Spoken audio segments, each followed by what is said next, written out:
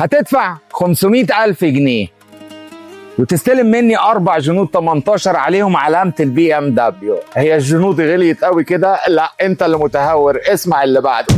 المكنة دي 2000 سي سي بتولد 184 هورس باور. لو حسبت لك السي سي ب 250 جنيه وحسبت لك الحصان ب 5000 جنيه يبقى انا كده عملت اللي عليا وزياده. لسه ما فهمتنيش؟ شكلك متسرع. اسمع اللي بعده. هديك عدادات ديجيتال، هديك كونسوله مش هتلاقيها الا في العربيه دي، هديك هيد اب ديسبلاي، وكل ده بكام؟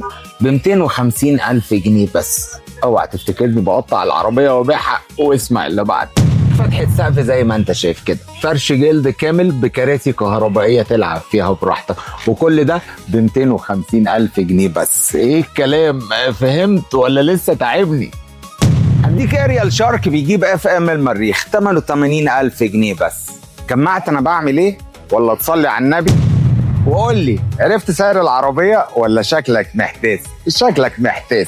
المهم دي 520 2019، عرفت كل بياناتها في الفيديو. وعشان احنا بنطالب بالتغيير بنعرض كل عربياتنا بالتقارير. كشف كامل بيوصف حالة العربية معتمد من مهندس مختص، هبعتهولك هدية مني ليك. واتمنى ان كل المنافسين يغيروا مننا ويبيعوا بنفس مدرستنا. انت بقى قول لي، عرفت السعر ولا لسه؟ هتشتريها ولا هتستنى اللي بعديها؟ اللي ما تابعنيش صلي على النبي كده واعمل لي فولو عشان فايتك حاجات كتير في سوق السيارات.